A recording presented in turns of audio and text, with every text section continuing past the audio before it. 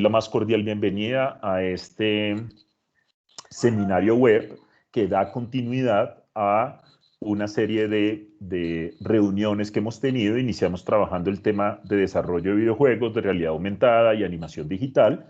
Hicimos una sesión teórica y una práctica, si se puede llamar de esa manera. Luego trabajamos con ciberseguridad, donde de la misma manera hicimos una sesión teórica orientada por unos colegas profesores y una sesión práctica guiada por los estudiantes que conforman el semillero de ciberseguridad, así como cuando hicimos la de videojuegos, fue liderada por estudiantes del grupo de interés en desarrollo de videojuegos. En este momento, o en esta sesión, nos acompañan Catalina Herrera y Mónica Ramírez, que se me apagó la cámara de Mónica, para trabajar sobre el tema de inteligencia artificial, y la sesión siguiente nos acompañarán los estudiantes del grupo de interés en inteligencia artificial que están tomando un énfasis, una línea de asignaturas relacionadas con el tema de inteligencia artificial para hacer como unos ejercicios o una sesión práctica alrededor del tema. Mi nombre es Osvaldo Castillo Navetti, actualmente soy decano de Ingeniería de Sistemas en la Escuela Colombiana de Ingeniería Julio Garavito. Mónica, Catalina, muchísimas gracias por decidir acompañarnos, y pues a las personas que nos estén siguiendo o que se vayan juntando a la sesión, pues una más cordial bienvenida. Muchas gracias, Osvaldo. Es un placer estar aquí, de hecho. Es un placer. Con Catalina, para que nos cuentes por qué te invitamos, qué estás haciendo alrededor del tema de inteligencia artificial y pues digamos desde la universidad al haber resultado trabajando en el tema de inteligencia artificial. Adelante, Catalina. Bueno, gracias, Osvaldo. A ver, hace 20 años, para no poner así como mucho énfasis en tanto tiempo, me gradué de la Escuela Colombiana de Ingeniería Electrónica, y tuve la oportunidad de iniciar estudios de posgrado en la Universidad de los Andes y de dictar clases para la Escuela Colombiana de Ingeniería al mismo tiempo, una experiencia muy bonita. Fui profesora de la escuela entre el 2000 y el 2004, enseñando muchas diferentes clases, lo cual me ayudó a mí también como a reenforzar una cantidad de conceptos que me sirvieron una cantidad después. En el 2004 empecé mi segunda maestría en Estados Unidos, entonces apliqué desde Colombia, y desde Colombia validé mis estudios y transformé todas esas notas en algo que pudiera utilizar aquí en los Estados Unidos. Apliqué desde Colombia, tuve una I-20, que es la visa de estudiante, y comencé otra vez desde cero. Desde cero literalmente, porque no podía ni siquiera trabajar fuera del campus y porque no podía ni siquiera mostrar, mi promedio no funcionaba ya, me tocó literalmente empezar de cero, pero en cuestión de un año y medio, validé, digamos, académicamente lo que necesitábamos y presenté un examen que me ayudó a ser aceptada como estudiante de maestría en West Texas A&M University en Texas. Y hice una maestría, y esto es un momento muy bonito también de esa parte de mi vida, porque yo creo que cuando crecemos en Colombia y cuando tenemos esa mentalidad de, no sé, como de un país tercermundista y demás, como que crece en nosotros, y yo tenía miedo de que mi educación y de que mi background no fuera suficiente ahora que estaba pues en West Texas A&M University con todos estos estudiantes internacionales de todas partes del mundo, y wow, tenemos un nivel de educación fenomenal y a nivel mundial, así que siéntanse orgullosos porque tenemos muy buen nivel académico. Y eso fue un momento muy chévere en mi vida, porque tuve un promedio de 4/4, en Estados Unidos es 4 GPA en lugar de 5. Entonces ese promedio me abrió puertas para ser aceptada en un doctorado en Texas Tech University, becada, pero aquí viene la mejor parte, y es que fui becada por Texas Instruments, y esa fue, digamos, la línea que transformó completamente mi vida, porque venía de dictar clases de semiconductores y de silicon wafers, que son las de silicio, pero yo nunca ni siquiera había visto una, y después terminé trabajando para Texas Instruments, donde no solo vi muchas, sino que tuve la posibilidad de trabajar con el equipo de desarrollo y con todo el equipo de Texas Instruments que trabaja detrás de escenas en las obleas de silicio para crear esos chips, que son los microprocesadores que al final procesan toda la inteligencia artificial que se consume en muchas formas, ¿no? Entonces, terminé ese doctorado, no fue doctorado, sino que me ofrecieron una internship en Texas Instruments en Houston en el 2007. Y pues, por supuesto, una tremenda oportunidad que no podías aprovechar. Y comencé mi trabajo en Texas Instruments, lo que se llamaba en ese momento como Product Engineer o Yield Engineer, que se traduce al español como un ingeniero de producción, pero lo que hoy se conoce más como un científico de datos, porque ahí fue que empecé a descubrir el valor de los datos, el poder de los datos y cómo trabajar con esos datos de la mejor manera y aplicar técnicas estadísticas y de analítica avanzada y de ciencia de datos y de machine learning para poder conectar los puntos y poder afectar al negocio de una forma positiva. Y ahí fue que se abrieron una cantidad de puertas adicionales, porque entonces el valor no es simplemente hágame un script que lea este archivo y saque esto. No, es, hey, ¿por qué me sirve? ¿Para quién es? ¿Cuál es el valor que trae a la mesa? ¿Quién lo está pidiendo? Como un momento, espéreme, intentamos un mejor el problema para yo poder ofrecerle una mejor solución. Y ahí fue que nace esa cultura dentro de la ciencia de datos que se va transformando en sí en los Estados Unidos, ¿no? Estamos hablando de los últimos 10, 15 años que comenzamos lo que aquí llamamos el Digital Transformation, que es un ciclo de todas las compañías comienzan a consumir datos de una manera diferente y empiezan a transformar esos datos a una manera digital y demás. Y entonces ahí comienza una demanda increíble de ciencia de datos y de análisis de datos y de cómo hacemos esto y de qué técnicas de analítica aplicamos acá y cómo hacemos para extraer valor de esto. Y ahí es donde empieza el desarrollo de la aplicación de Machine Learning y de inteligencia artificial, pero enfocada a algoritmos y a casos de uso que son muy relacionados con el negocio. Entonces es, ayúdeme a mejorar este proceso para minimizar costos, ayúdeme a mejorar este proceso para optimizar revenue y demás. Y de ahí entonces comencé con las petroleras, he trabajado con energía la mayor parte del tiempo, entonces me moví de semiconductores, que era Texas Instruments, a un espacio donde ya entendí que el poder era entender los datos y entonces comencé como consultora para el espacio de energía. Entonces terminé trabajando aquí con mis clientes, estoy en Houston, así que estoy rodeada por las petroleras pues, más grandes a nivel mundial, lo cual me ha dado una cantidad de experiencia adicional entendiendo cómo es que se conectan los datos detrás de escenas y cómo se aplica a algo como Machine Learning para poder optimizar procesos y poder ayudar en el negocio, y eso definitivamente se vuelve muy exitoso y ha logrado que mi consultoría y los proyectos en los que hemos estado envueltos en los últimos 10 años han sido reconocidos al punto de que estoy en la lista de las 30 mujeres en Texas hoy que están trabajando con ciencia de datos y que están aportando a esta transformación. Entonces, pues esa es más o menos como el resumen de cómo llegué a donde estamos hoy haciendo inteligencia artificial. Catalina, muchas gracias. Yo creo que más adelante vamos a hablar un poco más de esto de ciencia de datos, a ver eso qué es, aunque ya nos has dado un panorama, pero digamos un poco más adelante volvemos sobre el tema. Mónica, bienvenida nuevamente. Cuéntanos tu transcurso desde que terminaste tu carrera a la fecha. Bueno, pues yo me gradué de la escuela hace más o menos 11 años ya. Cuando yo estuve en la escuela, a mí lo que más me gustaba hacer era programar. La escuela tiene un grupo muy chévere digamos, extracurricular, que son los maratonistas, el equipo de maratonistas. Éramos buenos, ¿para qué? Entonces, yo salía de la escuela programando. Me encantaba programar, me encantaba la algoritmia. Yo quería salir de la escuela a hacer en ese momento programábamos en Java.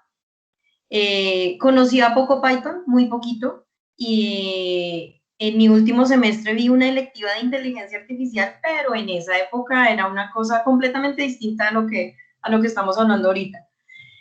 Me gradué y empecé a trabajar más bien con bases de datos. Entonces entré a una multinacional que se llama Teradata, trabaja mucho con bodegas de datos,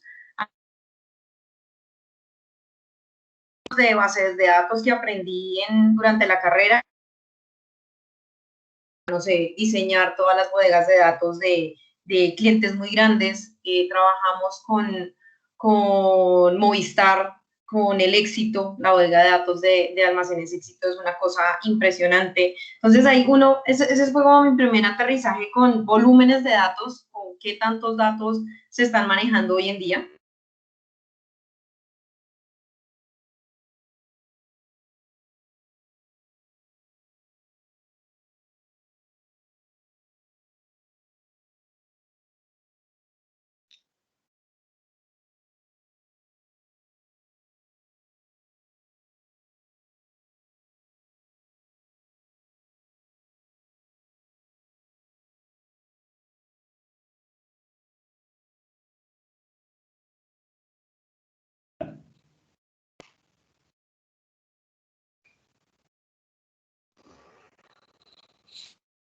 Parece que soy yo.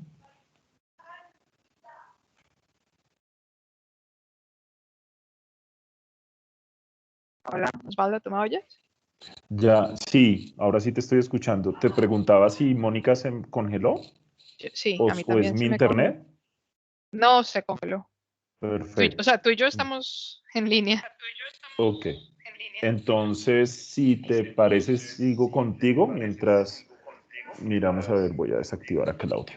Mientras Mónica retoma y vuelve con nosotros. Iba a hacer esta pregunta más adelante, pero la voy a lanzar de una vez. ¿En qué trabaja un profesional interesado en el tema de inteligencia artificial? Y con eso de pronto si nos puedes explicar un poco de qué es esto de inteligencia artificial. Bueno, inteligencia artificial es demasiado amplio el tema. Así que yo creo que lo más fácil es mostrarles un par de diapositivas, si te parece bien. Inteligencia artificial, primero que todo, tiene historia. O sea, esto lleva demasiados años. Empecemos con Turing, ¿no? Estamos hablando de este señor, ya llevaba salvando millones de vidas desde 1950. Y si ustedes no han visto la película que se llama, bueno, no sé cómo ha sido en español, pero googleen Alan Turing, la película, para que vean de qué estamos hablando. Pero logró decodificar un código importantísimo en la Segunda Guerra Mundial que salvó millones de vidas utilizando estas técnicas de algoritmos. Después estamos hablando de 1955, cuando esta gente ya estaba reuniéndose para definir artificial y cuál es el concepto. Cuando lo definieron, dijeron, bueno, vamos a simular la inteligencia humana. Eso pasó en 1956 y así ahí fue que empezamos a ver todos estos algoritmos de if, then, cuando el primer juego de ajedrez, que si piensas qué está pasando detrás, es simplemente el árbol, ¿no? Sí, tal cosa, then tal cosa y demás. Cuando yo realmente pienso que la transformación de la inteligencia artificial es ahora cuando estamos hablando de aumentar la inteligencia humana, no de simularla. Y es ahí cuando viene la realización de que, bueno, espérate, entonces, ¿qué podemos hacer para aumentar la inteligencia humana? Bueno, hemos hecho varias cosas. Hemos creado máquinas que nos ayudan de una manera u otra a generar información y a aumentar nuestra inteligencia y aplicarla. Y esto es una línea de tiempo, pues, en la que han pasado muchas cosas a nivel de inteligencia artificial. Pero lo que también ha pasado es que los algoritmos que hemos trabajado han crecido y han crecido en lo que producen, pero la respuesta es sencilla detrás de escenas en el que es por la curva exponencial que tenemos en el crecimiento, en el desarrollo de la tecnología.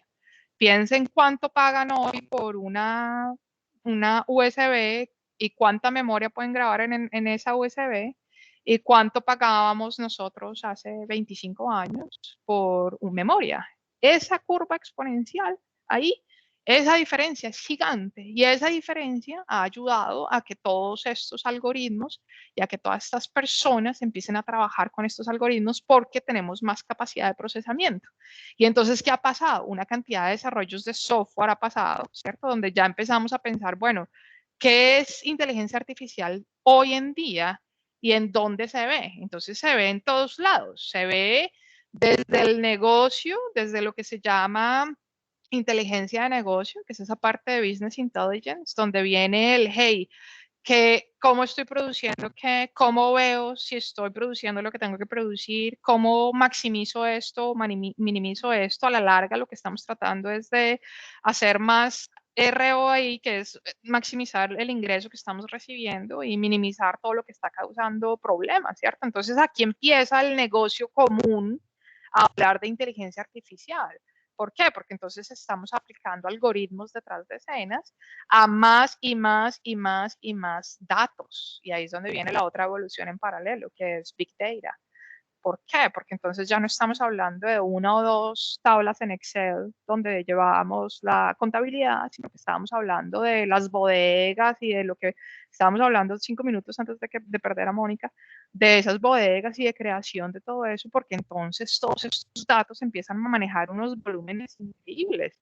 Y entonces, ¿quién va a decir si es bueno o es malo o cómo se van a usar? Y ahí es donde viene toda la parte de ciencia de datos, que es conectar puntos. Ayúdeme a conectar todas estas fuentes de información que vienen de todos estos silos. Y cuando digo silos es que si estamos hablando, por ejemplo, con un proyecto de viento, piensen qué variables están envueltas. Piensen, por ejemplo, en las estaciones de clima que están coleccionando los datos de los sensores mirando el viento, pero también piensen en qué transmisiones pasan por ahí, cómo voy a sacar ese viento, ese poder que me está generando el grid, pero piensen también en qué proyectos están abiertos alrededor y quiénes están parte del proyecto y cuánta gente está vinculada en esto y cuántas fuentes de información tengo. Ahí viene el cuento de Big Data.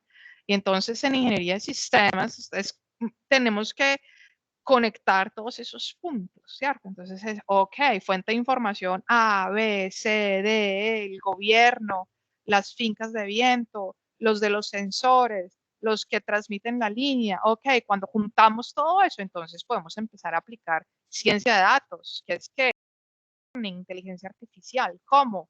Descubramos qué variables nos están sirviendo acá, por ejemplo, cuáles son las características del viento que nos sirven, miremos cómo ingresamos eso en este modelo, combinamos todo lo que necesitamos de todas las otras fuentes de información, hacemos un par de algoritmos y voilà, podemos predecir la producción de ese viento para una área específica basado en esa variabilidad del viento, right? Entonces es conectar todos esos datos y enfocarnos en cómo, qué hay que conectar, quiénes son las fuentes de información, qué tipo de análisis hay que hacer a esos datos y después qué tipo de algoritmos se le ponen a los datos detrás de escenas para generar algo así donde estoy aplicando open source, ¿cierto? Entonces después vamos a hablar más de open source y demás, pero estamos hablando de comunidades de R y de Python que programan muy enfocados a casos de uso muy industriales y entonces estos paquetes y estas librerías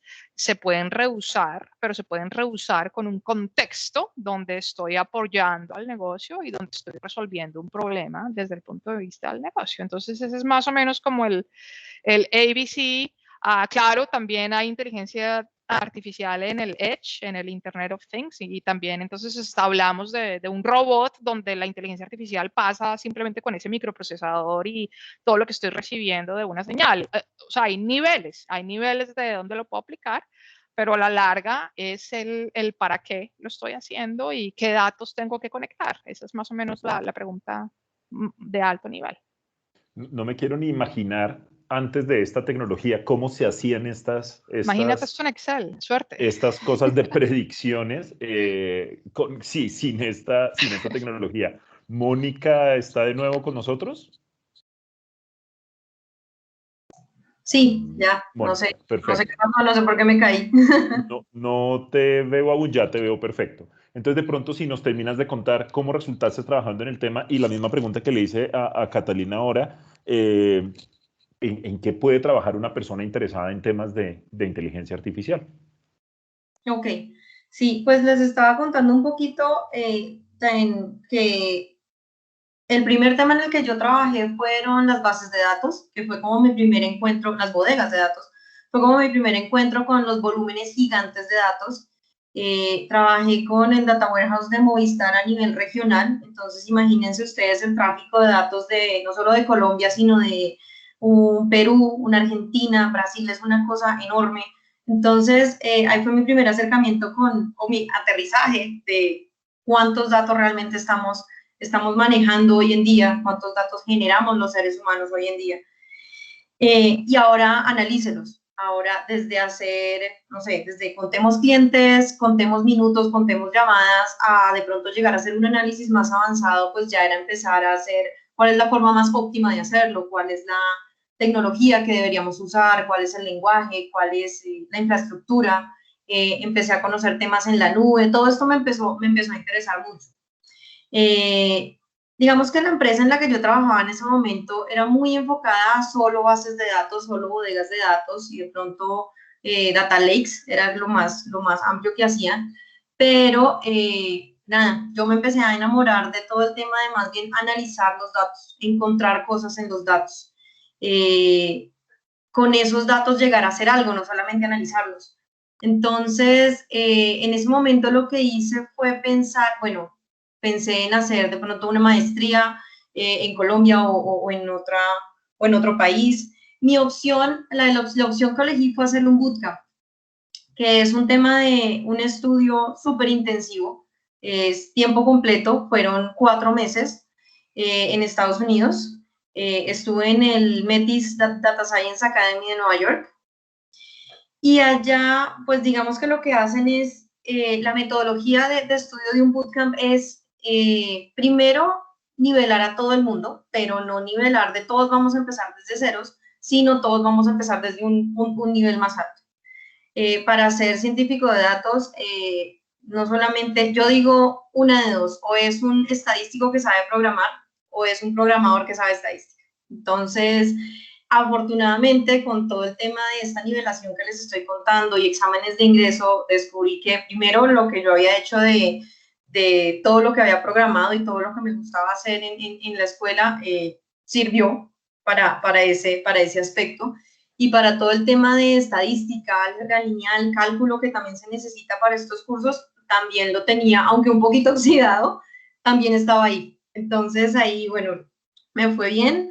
El tema de estudiar en metodología bootcamp es que es una cosa completamente intensiva.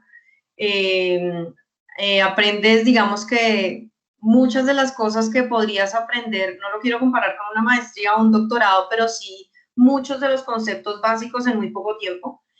Realizas proyectos propios, eso me pareció muy bonito. Entonces yo pude realizar desde un proyecto de, hagamos la predicción de la producción de café del próximo año, como para mostrarle a la gente que hay, que el café, que Colombia, lo que sea.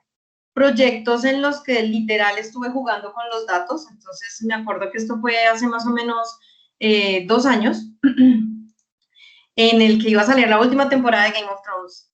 Y uno de mis proyectos fue tomar toda la información de películas y de los libros, de todos los personajes, y tratar de hacer un modelo de clasificación o un modelo de predicción, a ver qué personaje se iba a morir y cuál no. Entonces, ahí descubrí que pues, me enamoré muchísimo más con los datos. Uno podía hacer desde la cosa más impactante para el mundo, benéfica para el mundo, hasta hacer una cosa como estas en la que yo prácticamente estaba jugando. Ahí me empecé a meter también con datos no estructurados, entonces ya dejé de un lado lo que yo venía haciendo de bases de datos, de tablas, de data estructurada, y empecé a jugar un poco con imágenes, con archivos de sonido, y todo esto cada vez me gustaba más. Bueno, esto fueron, lo que les digo, 4 meses, hace más o menos 2 años yo volví a Colombia. Trabajé nuevamente con una empresa muy grande, con Everis Colombia, en la que también formamos el área de Machine Learning, de inteligencia artificial. Los beneficios de trabajar en una empresa de este estilo es que ellos ya tienen muchos clientes, porque estamos hablando de hace 2 años en los que para clientes o para empresas muy pequeñas de pronto les da miedo innovar o incursionar con esta nueva tecnología. Entonces, ir de la mano de una empresa con la que ya están trabajando otras cosas, o esa empresa ya le está haciendo otros proyectos, de pronto entrar para trabajar en estos proyectos era mucho más fácil.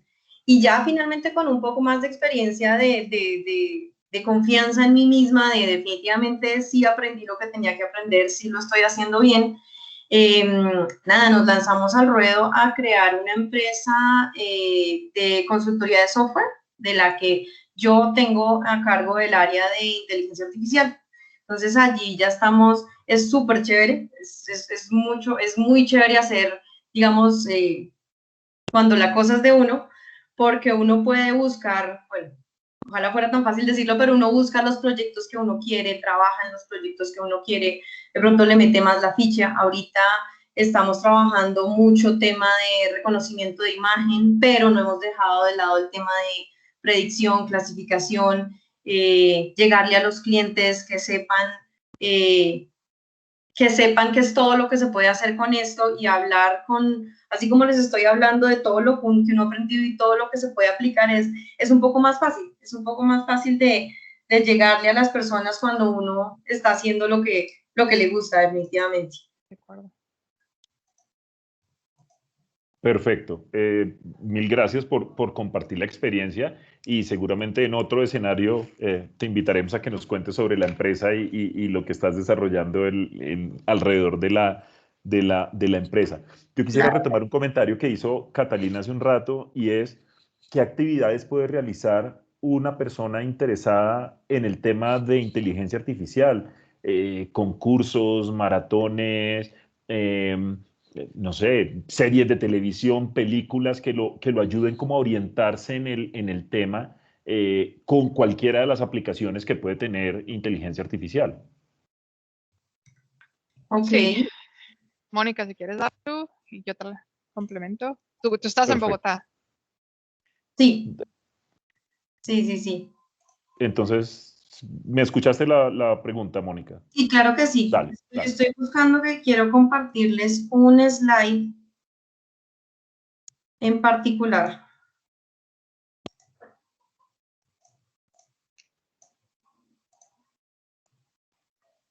Ok, no sé si ahí ven mi pantalla. ¿Está cargando algo? Sí. Ya cargó. Listo.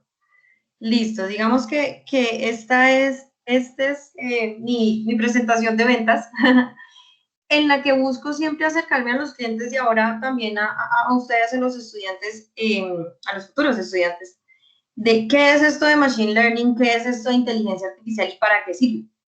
Entonces, sí, digamos que comparándolo un poco con la programación o el algoritmo que uno hacía tradicionalmente, siempre pongo el ejemplo de un banco. Entonces, el banco ha hecho análisis de riesgo y modelos de riesgo toda su vida, desde que existen los bancos. Pero ¿qué hacían ellos antes? Ellos tenían unas reglas de negocio. Por ejemplo, le damos el préstamo a un cliente si, no sé, gana más de tanto y tiene menos de tal edad. Y eso eran reglas estáticas. Lo que hace el Machine Learning ahorita es aprovechar ese poder de cómputo, poder de almacenamiento y poder de cómputo de las máquinas, para que sean las máquinas las que encuentren esas reglas. Puede que no solamente importa el salario y la edad, sino también, no sé, en qué trabaja o en qué estrato vive, cosas así. De pronto estoy poniendo ejemplos muy obvios, pero para eso es para lo que nos ayudan las máquinas. Entonces, en resumidas cuentas, lo que estamos haciendo es pura matemática, tratar de darle peso a variables en una ecuación para hacer algo. Y ese algo que puede hacer puede ser desde un modelo predictivo, lo que les contaba. Entonces, reemplazar el modelo de riesgos del banco para decir si prestó o no, para decir cuánto prestó o no. No nos vayamos de pronto tanto con los bancos. Si quiero trabajar con un supermercado, la demanda de los alimentos, todo este cuento. Podemos trabajar también en segmentación de clientes. Eso es algo que es súper importante para cualquier empresa de cualquier tipo de negocio, saber qué tipos de clientes tienen. Y imagínense ustedes ahorita que no solamente tengo la información de mis clientes, el nombre, el apellido, qué compras me ha hecho, sino yo puedo empezar a jugar, bueno, y también tengo sus datos de redes sociales, tengo que le gusta, tengo que ha comprado en Amazon, cosas así. Entonces empiezo a poder unir muchas bases de datos y empezar a tener más información de cada uno de los clientes para hacer el análisis que yo necesito. Podemos trabajar también con sistemas de recomendación. Y aquí el ejemplo fácil es lo que hace Netflix, que es sugerirnos qué película yo quiero ver después de que vi la que acabo de ver. Es el ejemplo más sencillo, pero no se imaginan la demanda o el apoyo que es para Netflix, que de toda su biblioteca de películas y de series, ofrecerme justo la que yo necesito. Y bueno, si se vieron ya el dilema de las redes sociales en Netflix, no se asusten, aunque sí es algo similar, lo único que está haciendo Netflix por debajo es compararlos a ustedes con ustedes mismos. Entonces, si por ejemplo yo ya me vi todas las películas de Harry Potter y todas las películas de Batman, y Catalina se vio también todas las películas de Harry Potter, ¿qué va a hacer el algoritmo? El algoritmo va a decir, estas dos personas se parecen, pero Catalina no se ha visto Batman. La probabilidad de que a Catalina le guste Batman es muy alta porque las personas que se comportan como ella también se comportarán así. Entonces, es un análisis que uno, si uno lo hace en la cabeza, tiene mucho sentido, pero lo que decía Osvaldo, hacerlo a mano o como lo hacían antes es muy difícil. Entonces, para eso es para lo que estamos haciendo, utilizando las máquinas. No es que se estén volviendo inteligentes, no es que se vayan a tomar el mundo, es que nos van a ayudar a procesar esa cantidad de imágenes de datos tan impresionantes. Estamos hablando también de chatbots. Cuando ustedes tratan de buscar ayuda en alguna página, que no les sirvió algo con su banco, que no les sirvió algo con la tienda en la que estaban comprando, con el supermercado, casi siempre hay un muñequito en la esquina de abajo que dice que te puede ayudar. Y muy pocas veces el que empieza la conversación es un ser humano, casi siempre es una máquina que bueno, esto sí tiene todo el nivel de inteligencia que quieran. Yo me he encontrado con chatbots que definitivamente no entienden lo que uno quiere, pero realmente por debajo de eso también hay inteligencia artificial. No es ni un algoritmo de condicionales como estábamos hablando ahorita, de programación tradicional. Si el usuario saluda, usted responda hola, porque el usuario puede saludar de 20.000 maneras distintas.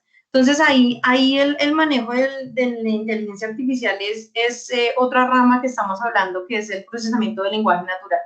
Y esto es otra área completamente aparte, distinta, en la que estamos enseñándole a la máquina a entender la semántica de los textos, a entender qué responder. El cliente me está diciendo que tiene un problema, cómo respondo, quien me está diciendo que quiere comprar algo, qué le tengo que ofrecer. Entonces es entrenar una máquina para que haga todo esto. Y finalmente, el área con la que yo estoy trabajando más en este momento, que es el reconocimiento de imagen. Las imágenes en últimas son datos. Una imagen es una cuadrícula de píxeles en la que en cada píxel hay un número, hay un color. Entonces, ya, con solamente saber eso, yo ya convertí la imagen en una estructura y de la misma forma la puedo analizar. Entonces, puedo procesar imágenes, procesar videos, detectar cosas en imágenes, todo lo que hace, lo que está haciendo Google, por ejemplo, ahora estoy buscando un perro y no solamente me ofrece fotos de perros, sino que ahora me está ofreciendo videos en los que dice, mira, YouTube en este video, en el minuto tal, ahí hay un perro. No quiere decir que alguien se puso a marcar minuto por minuto de todos los videos de YouTube en donde hay perros, sino que se hace el análisis de detección. Es una máquina la que está haciendo eso. Y eso no quiere decir que la máquina nos vaya a reemplazar, sino que nosotros estamos programando, o ahora lo llamamos enseñándole a la máquina a hacer eso. Entonces, y esos son los que se me ocurren en este momento, así como por contarles rápido. Son muchísimas las cosas las que se pueden hacer y hasta más. No sé, Catalina, ¿qué quieres aportar ahí? para complementar, creo que parte de la pregunta, Osvaldo, también es qué pueden hacer para envolverse en esta comunidad y entender también de este tipo de ejemplos. Hay una página, estoy tratando de... bueno, mi advice, mi consejo. Uno, hay un grupo en Colombia que se llama Machine Learning y Data Science Bogotá. Es un meetup.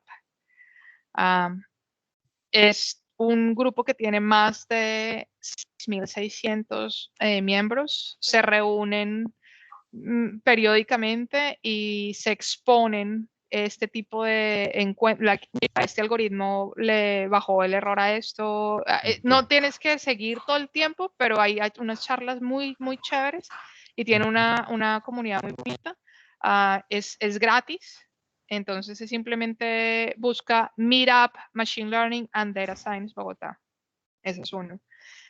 Mi otro consejo es, detrás de estos algoritmos, 100% en este instante lo que vas a encontrar es al final, en el núcleo, es un código que viene de un lenguaje de programación que es open source, lo que significa que hay muchos cursos gratis disponibles en Internet que les pueden ayudar a complementar mucha información y que les entregan datos.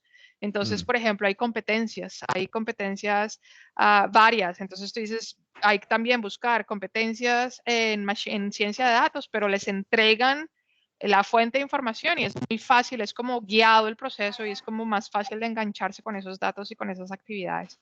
Y una serie de televisión, hablando de Netflix, si no han visto Black Mirror, los invito a ver Black Mirror porque es un ejemplo. Yo diría que no solo estamos ahí tecnológicamente, sino que también es importante como resaltar cuál es la línea, qué significa singularidad, cómo nos afecta y qué podemos hacer para evitarla. Y también hay cosas que sí podemos pensar en ese sentido. Entonces, digamos que esas son como mis adiciones a esa pregunta.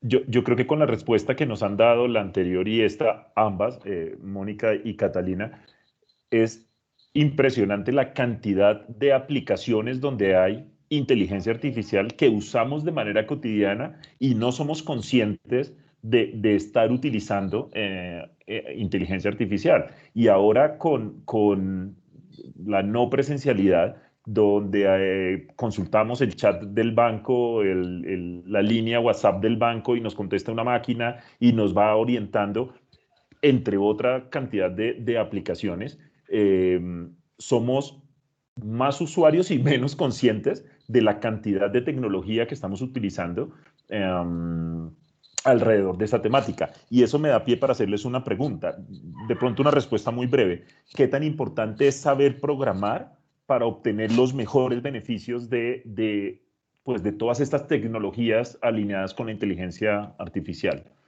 Catalina, si quieres primero y luego Mónica. Tricky question.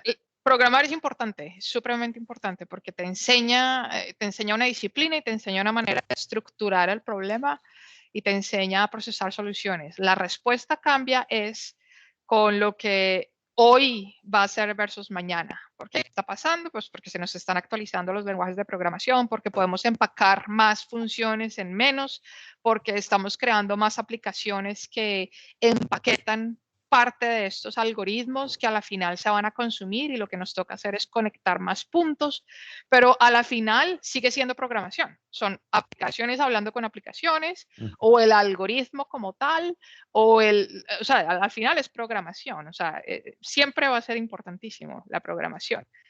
La respuesta es, ¿este lenguaje específico? No necesariamente. Vamos a seguir evolucionando. Hoy Python, paralelamente R, muy pronto viene Julia, Carolina, todos esos están, Jupyter Notebooks. ¿Cómo vamos a conectarnos con esos Jupyter Notebooks? ¿Qué significan? ¿Qué significan para el IT y para la estructura del negocio, la infraestructura del negocio? ¿Y qué partes se van a consumir con una caja negra? Porque todo se está moviendo al cloud. Entonces, ¿qué parte va a ser administrado por el cloud versus on-premise? Ese tipo de cosas son las que van a transformar la situación, pero programador es clave. Ese es mi punto de vista. Y tocas el tema no solo de la programación, sino de tecnología en términos generales, que no es una única profesión. y hay diferentes disciplinas alineadas con aprender y usar la tecnología. Mónica. Yo creo que Cata tiene mucho razón en el sentido en que no es importante el lenguaje. El lenguaje tarde o temprano se aprende, es una sintaxis, pero si hablamos de qué tan importante es la programación en el sentido de si no saber programar es echar código, sino como decimos, si no saber Sí. programar, te crea como una estructura mental de saber cómo abordar un problema, qué se hace primero, qué se hace después, así sea el problema más sencillo. Yo me he sorprendido con realmente es un skill, o sea, con la cantidad de personas que realmente no pueden abordar un problema o digamos no saben por dónde empezar. Y me he dado cuenta que realmente eso lo da, de pronto no un curso de programación, un curso de Python, pero sí empieza uno a pensar de una forma diferente. Cuando uno empieza a hacer un programa como, aquí tengo que hacer un condicional, aquí tengo que hacer un ciclo, puede que se me olvide la sintaxis del ciclo, lo puedo buscar en Google sin problema, pero esa estructura que te crea en tu cerebro de cómo estás abordando los problemas es muy importante. Ya el lenguaje, como decían, ya es otra cosa y ya se puede aprender. Un día fue Java, otro día fue Python y mañana no sabremos qué va a hacer. Pero por debajo los conceptos son los mismos y son muy importantes. Perfecto. Y de pronto para ir redondeando, nosotros esperamos siempre terminar estas sesiones a las 5, nos quedan 10 minutos. Hemos titulado este conjunto de seminarios web, Informática protagonista en el desarrollo mundial. La inteligencia artificial y las diferentes aplicaciones de la inteligencia artificial son o serán protagonistas en el desarrollo mundial. ¿Son, me atrevo a preguntarlo en presente, protagonistas en el desarrollo mundial? Han venido siendo, son y seguirán siendo. El han venido siendo ha cambiado y cada vez que digitalizamos más información, tenemos más fuentes de datos para adicionar más variables a esos algoritmos. Entonces, ¿qué lleva pasando? ¿Qué pasó hace 5 años, 3? Cuando subían una foto a Facebook, ya les estaba diciendo a qué amigo taguear. Cuando están hablando de un nuevo barrio, de un nuevo restaurante, ya Facebook les está mandando promociones, ya los está escuchando, ya está, o sea, esto ya pasó. El que viene sigue siendo sí, y entonces viene también como la importante de la parte de la conciencia también. Como lo que veíamos, hay ejemplos de algoritmos que tienen bias o cosas por el estilo. ¿Dónde va a estar el humano metido? Y creo que Mónica dijo algo muy importante también, y es que no es que viene Robocop y se posicionó de humanidad, no, somos nosotros enseñándole a la máquina. Y como tal, somos nosotros los que humanizamos el ciclo de ciencia de datos. Lo que significa es qué es ético y qué no es ético. Cuándo se montó un algoritmo a producción y qué consecuencias causó. Un ejemplo, en un algoritmo que un ingeniero se sentó a escribir el código, listo, era un código de admisión para un hospital muy popular, miles y miles de aplicaciones, y en más de 5 años había 0 mujeres y 0 African Americans. ¿Por qué? Un ingeniero escribiendo el algoritmo, su árbol era muy preciso.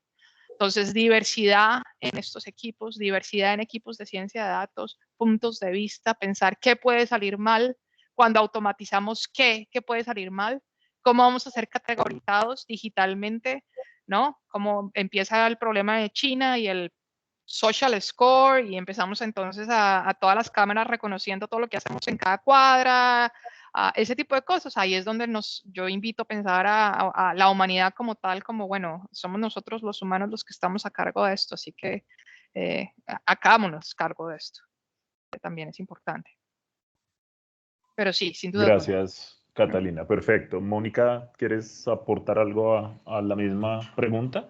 Sí, yo quiero recomendarles que visiten una página que se llama Data Never Sleeps, que nos muestra una gráfica, no la muestro ahorita porque en serio ya nos estamos quedando cortos de tiempo, pero realizan una gráfica cada año en la que muestran 1 minuto en este año, por ejemplo, 1 minuto en el 2020.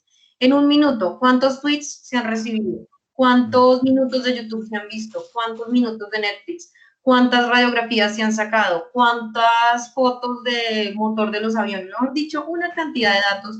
Y si ustedes miran esas imágenes año a año, van a ver que el crecimiento de datos cada vez es más grande. Y ahora cada vez hay más redes sociales, o cada vez hay más máquinas, cada vez.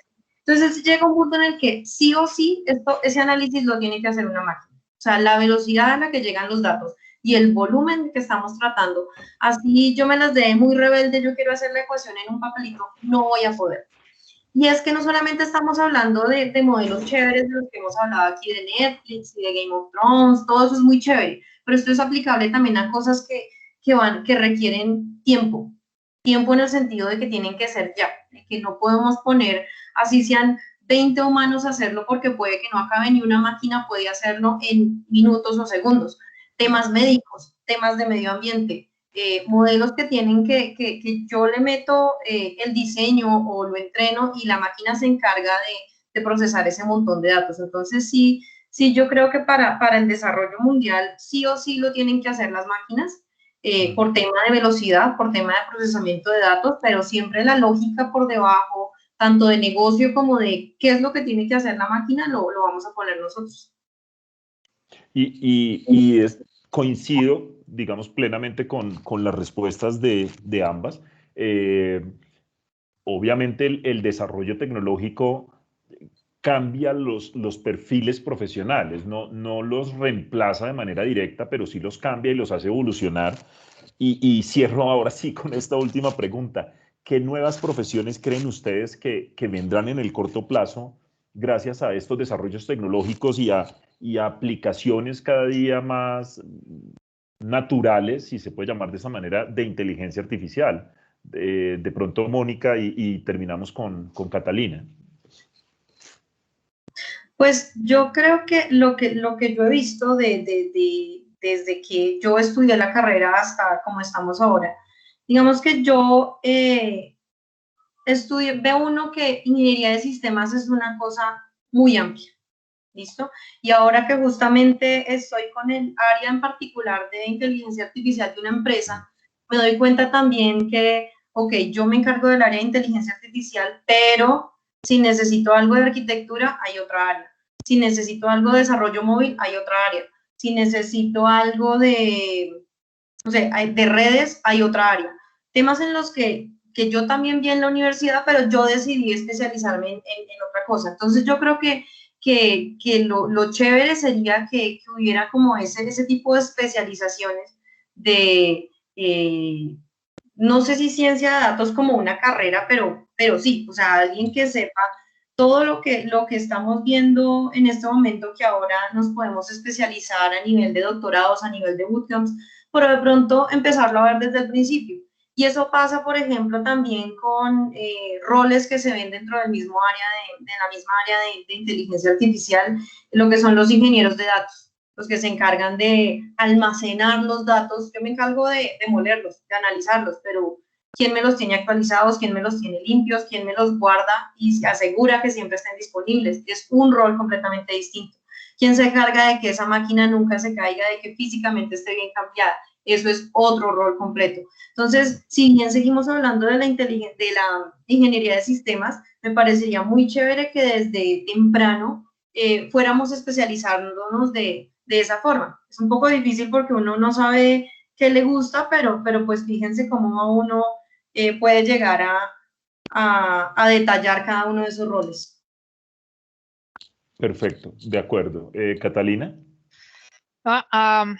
Yo diría que todo lo que sea lo que tiene que pasar en cuanto a inteligencia de negocio. Entonces, ciencia de datos es una carrera que está siendo muy profilada en los Estados Unidos. De hecho, hay varias especializaciones online. Yo hice una especialización online en ciencia de datos y la recomiendo desde el tiempo que puedas hacer y demás. Pienso que sí está evolucionando lo que se está buscando en un profile en cuanto al perfil profesional, porque las necesidades han cambiado. Y ahora hay más y más datos con que trabajar. Entonces es esa digital transformation, es esa journey, es ese path de cambiar y evolucionar y consumir estos datos de manera digital. Así que ciencia de datos, pero todo lo que es integrar esas aplicaciones y cómo estas aplicaciones se van a hablar entre sí. Entonces es las APIs, las reglas entre APIs, todo eso tiene que evolucionar sí o sí, porque todo con Internet de las cosas y con toda la evolución de la tecnología, tenemos es que conectar más y más para llenar más variables en la toma de decisiones. Simplemente crecer el Big Data y lo que podemos hacer encima del Big Data.